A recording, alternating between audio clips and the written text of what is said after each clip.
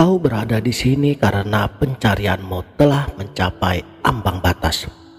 Kau telah melampaui diskusi-diskusi fikih batin. Kau telah merasakan getaran-getaran zikir dan mungkin bahkan telah menyentuh tepian dari apa yang disebut sebagai ilmu laduni. Tapi kini ternyata ada sebuah dinding yang tak terlihat. Sebuah pertanyaan yang menggumpal bagai kabut tebal. Mengapa inti dari segala ini yang disebut ilmu sir begitu enggan untuk dijelaskan? Mengapa ia hanya bersemayam dalam samudera pengalaman dan menolak untuk ditangkap oleh jala kata-kata?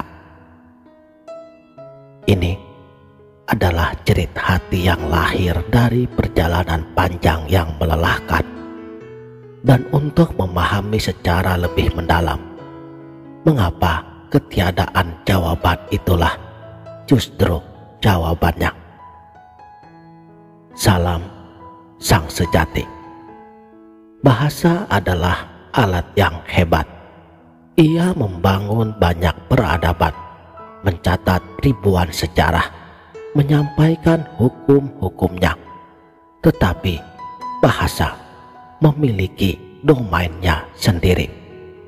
Dan domain itu adalah dunia relatif, dunia konsep, dunia yang terbagi-bagi. Kata gelap hanya bermakna karena ada terang.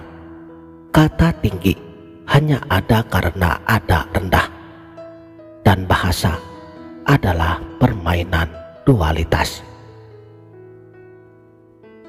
Ilmu sir yang seringkali diterjemahkan sebagai ilmu rahasia, ilmu batin, atau hakikat terdalam, bukanlah sebuah objek dalam dunia dualitas ini. Ia bukan sesuatu yang bisa kau pegang, kau bandingkan, atau kau definisikan. Ia adalah subjek dari subjek. Ia adalah kesadaran itu sendiri yang menyadari dirinya. Bagaimana mungkin kesadaran murni yang adalah sumber dari segala persepsi bisa menjadi objek dari persepsi? Itu seperti mata mencoba melihat dirinya sendiri tanpa bantuan cermin, atau seperti ujung jari yang mencoba untuk menyentuh dirinya sendiri. Selalu ada jarak, selalu ada pemisahan. Itulah sebabnya mengapa semua penjelasan tentang rasa dari ilmu sir ini hanyalah seperti menggambarkan musik Mozart kepada seseorang yang tuli sejak lahir. Kau bisa menjelaskan notasi nadanya, sejarah komposisinya, bahkan getaran fisik yang dihasilkannya pada membran gendang telinga. Tapi kau tidak akan pernah bisa menyampaikan pengalaman mendengar musik itu. Pengalaman itu bersifat langsung, intim, dan tak teralihkan. Ia hanya hidup dalam ruang kesadaran individu yang telah mengalaminya sendiri. Bayangkan, mohon maaf, seorang yang buta sejak lahir tiba-tiba bisa melihat. Warna-warna apa yang akan dia lihat? Dunia seperti apa yang akan terbentang di matanya? Tidak ada kamus, tidak ada puisi, tidak ada deskripsi paling puitis sekalipun di dunia ini yang dapat mempersiapkannya untuk kejutan eksistensial dari pengalaman melihat untuk pertama kalinya tersebut. Ilmu sir adalah melihatnya jiwa, bukan melihat sesuatu, tetapi memperoleh kemampuan untuk melihat itu sendiri. Ini adalah lompatan kualitatif dalam kesadaran, bukan akumulasi pengetahuan kuantitatif. dan para guru sejati, para waliullah yang telah sampai. Mereka memahami paradoks ini. Itulah mengapa mereka tidak pernah memberikan ilmu sihir seperti memberikan sebuah kitab. Mereka hanya memberikan metode, petunjuk, dan latihan. Zikir misalnya, bukanlah mantra ajaib. Ia adalah sebuah kendaraan. Ia adalah proses untuk menenangkan gelombang pikiran, sehingga sang penyelam bisa melompat dan menyelam. Ketika sang guru menunjuk ke bulan, dia tidak menjual jarinya. Fokusnya adalah pada bulan itu sendiri. Tetapi bagi si pembelajar, seringkali jari sang gurulah yang justru menjadi pusat perhatian, dielukan, bahkan dikultuskan. Inilah jebakan bentuk. Oleh karenanya, sihir disebut rahasia, bukan karena ia sengaja disembunyikan oleh segolongan orang tertentu. Ia adalah rahasia karena sifatnya yang inheren, hanya bisa diakses melalui pengalaman langsung. Kata-kata hanyalah sangkar yang indah, sementara pengalaman sihir adalah burung elang yang terbang bebas di angkasa. Kau bisa mendeskripsikan sangkar dengan sangat detailnya, tapi itu tidak akan pernah memberi kau sensasi terbang. Kau harus melompat dari tebing keyakinanmu sendiri dan merasakan angin menyapu wajahmu. Inilah yang dimaksud dengan matikan dirimu sebelum kau mati.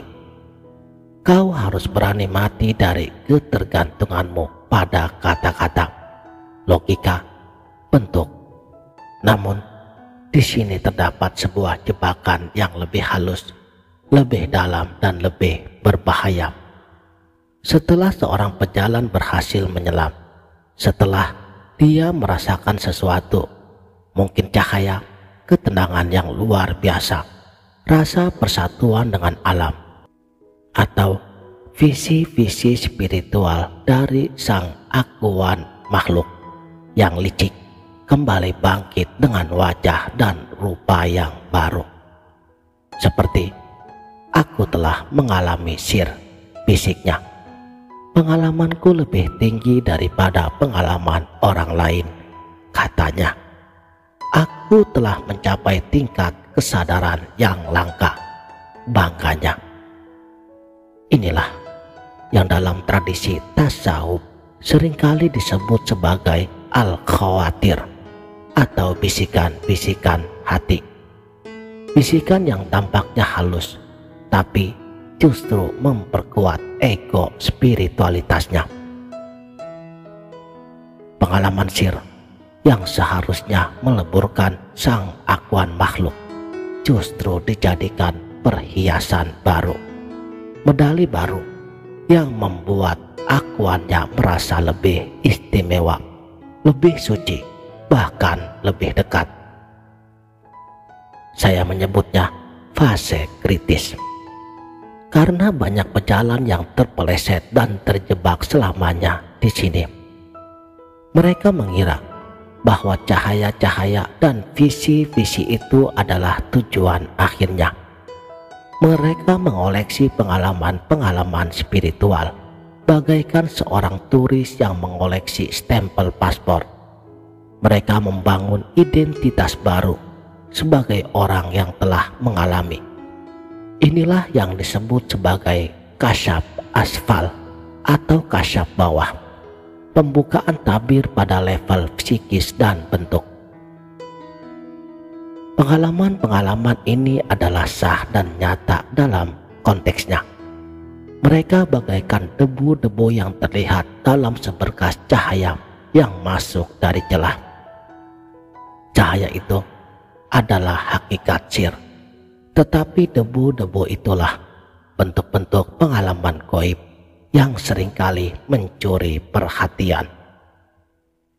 Pejalan itu sibuk mengamati debu-debu yang menari-nari, mengklasifikasikannya, terpesona olehnya, dan lupa untuk mencari sumber cahaya itu sendiri. Dia telah menemukan pintu, tetapi dia terpaku mengagungi ukiran pada daun pintunya, tanpa pernah berani mendorongnya terbuka sepenuhnya. Lalu, apa yang ada di balik pintu? Di sini, kita mulai memasuki pembahasan tentang kasyaf robbani. Kasyaf berarti terbukanya tabir. Robbani berarti sifat ketuhanan yang ilahiyah. Jadi kasyaf robbani adalah terbukanya tabir menengah yang memisahkan sang hamba dengan Robnya, bukan untuk dilihat, tapi untuk dirasakan keesaannya. Jika ilmu sir adalah penyelam yang menyelam ke dalam lautan, maka kasyaf robbani adalah ketika si penyelam tiba-tiba menyadari bahwa dirinya tidak pernah terpisah dari lautan itu, yang selama ini dia mengira dirinya sebagai entitas terpisah yang masuk ke dalam suatu tempat. Pada tahapan kasyaf robbani ini, ilusi pemisahan itu runtuh. Sel-selnya adalah air laut, napasnya adalah arus, kesadarannya adalah luasnya samudra itu sendiri. Tidak ada lagi penyelam dan lautan, yang ada hanyalah esa. Inilah makna dari syahadat La ilaha illallah. La ilaha, tidak ada Tuhan yang disembah. Ini proses peniadaan, penyangkalan dan peleburan, yang pada tahap kasyaf robbani segala sesuatu yang disembah, segala bentuk, konsep, bahkan pengalaman ego spiritual akuannya yang telah mengalami sir dinafikan, semuanya lenyap. Kemudian illallah, kecuali Allah, hanya ada Dia. Setelah segala sesuatu yang bersifat makhluk lenyap, maka yang tersisa hanyalah wujud mutlak al-wahid. Ini bukanlah pengalaman aku melihat Tuhan, itu masih dualitas. Ini adalah pengalaman di mana penglihatannya lah yang beroperasi. Diri kecilmu telah menjadi begitu jernih, begitu transparan, sehingga tidak memantulkan bayangan apapun lagi. Dan cermin itu sendiri telah hilang, yang ada hanyalah cahaya yang memantulkan dirinya sendiri kepada dirinya sendiri. Dalam keadaan ini, tidak ada lagi yang mengalami dan yang dialami. Tidak ada subjek dan objek. Inilah fana filah, lebur sempurna dalam keilahian.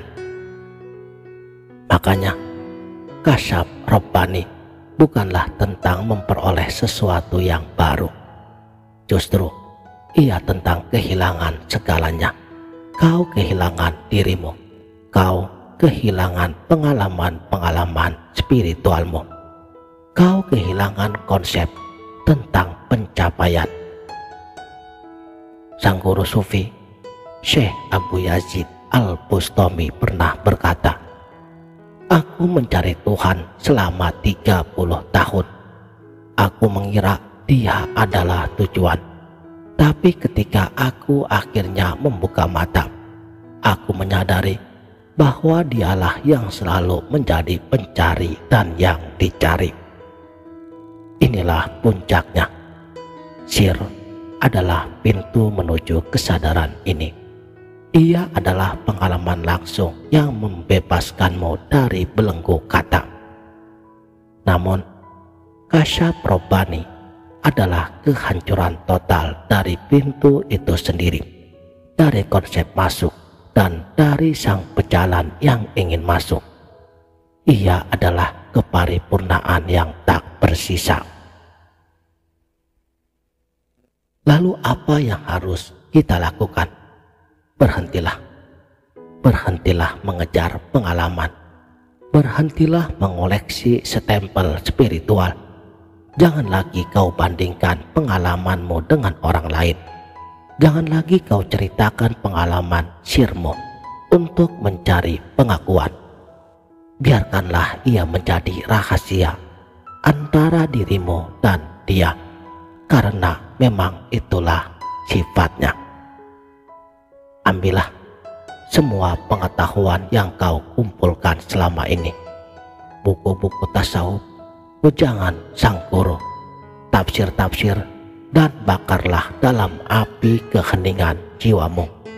Bukan karena ia tidak berguna, tetapi karena ia hanyalah perahu. Setelah kau sampai di seberang pantai, apakah kau akan terus menggotong perahu itu di atas punggungmu? Tinggalkanlah, biarkan ia menjadi kenangan. Duduklah dalam diam, bukan diam yang kosong, tetapi diam yang sadar.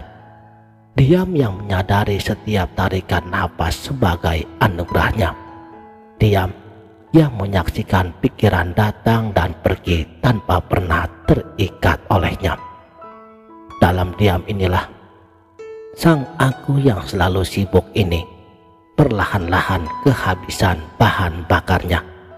Ia kelelahan dan akhirnya menyerah. Diam. Dan pada saat penyerahan total itulah ketika tidak ada lagi yang mencari, tidak ada lagi yang ingin mengalami, tidak ada lagi yang ingin mencapai. Pintu itu yang sebenarnya tidak pernah tertutup akan terbuka dengan sendirinya. Bukan karena usahamu, tetapi karena karunia-Nya. Inilah baqo billah, kekal bersama Allah. Setelah fana, datanglah baqo. Setelah sang diri palsu lenyap, kini yang hidup adalah diri sejati, yang adalah percikan rahasianya. Kau tidak pergi kemana-mana, kau pula tidak menjadi Tuhan, tetapi kau menyadari bahwa dirimu yang paling terdalam, sirmu yang paling rahasia, tidak pernah terpisah darinya. Kasyaf Robbani adalah kesadaran abad ini. Ia bukan sebuah peristiwa yang datang dan pergi, melainkan sebuah keadaan abadi yang sebelumnya tertutup oleh kabut tebal sang akuan makhluk. Jadi, mengapa ilmu sir hanya bisa dialami? Karena ia adalah jalan pulang menuju Kasyaf Robbani. Dan jalan pulang bukanlah sebuah peta. Ia adalah langkah kakimu sendiri yang merasakan setiap butir pasir, setiap kerikil, hingga akhirnya menyadari bahwa rumah yang kau cari itu adalah tanah tempat kau berpijak selama ini. Dan kau hanya perlu membuka mata hatimu dan berhenti mengelana. Inilah akhir dari semua pencarian, awal dari semuanya. Demikianlah, mudah-mudahan video ini bermanfaat dunia dan akhirat. Salam